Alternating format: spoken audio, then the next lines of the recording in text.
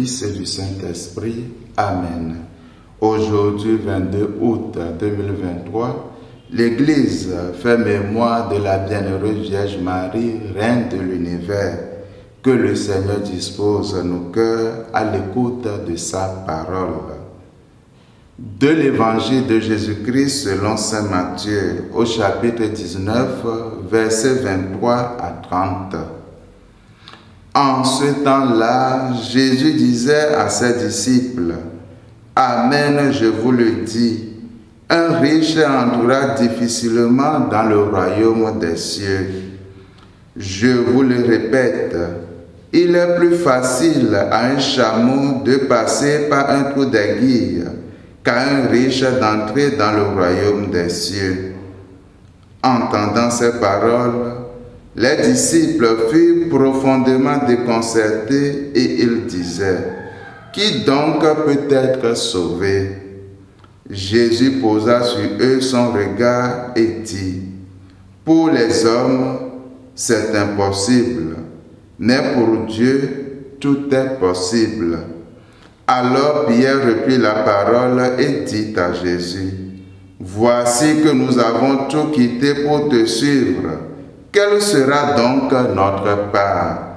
Jésus leur déclara, « Amen, je vous le dis, lors du renouvellement du monde, lorsque le Fils de l'homme siégera sur son trône de gloire, vous qui m'avez suivi, vous siégerez vous aussi sur 12 trônes pour juger les 12 tribus d'Israël.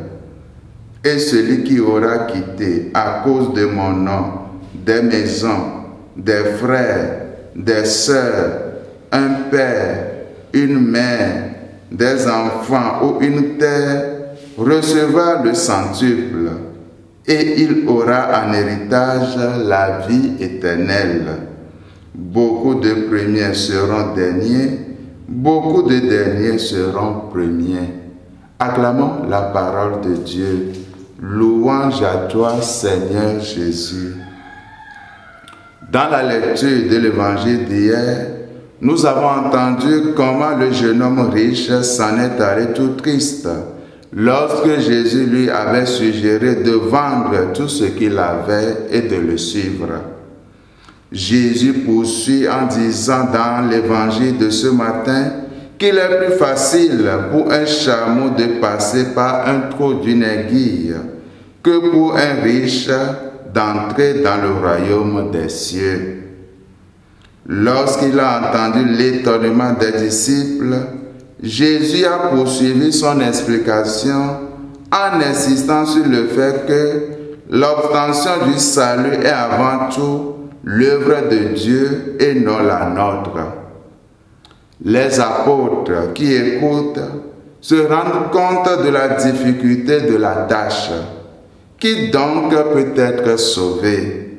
À cette question, Jésus répond, « Pour l'homme, c'est impossible, mais pour Dieu, tout est possible. » Frères et sœurs, Dieu est exigeant, mais en même temps, ses désirs deviennent réalité dans la vie de ceux et celles qui le laissent entrer dans leur cœur. Pierre veut savoir ce qu'il recevra en récompense de sa générosité pour avoir suivi le Christ.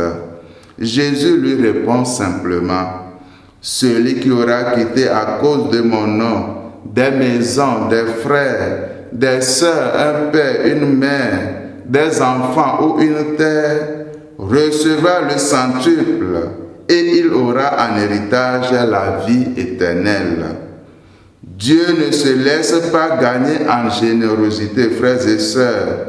Quoi que nous fassions pour lui, il nous récompense largement dans cette vie et dans l'éternité.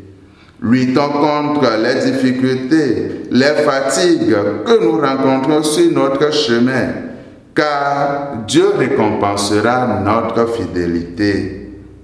Seigneur, donne-nous ton esprit, qu'il éclaire en ce jour les décisions cruciales que nous aurons à prendre. Qu'aucun homme ne se perde. Dans ta miséricorde, sauve-nous. Amen. Et que la bénédiction de Dieu Tout-Puissant, le Père et le Fils et le Saint-Esprit descendent sur vous et demeurent pour toujours. Amen.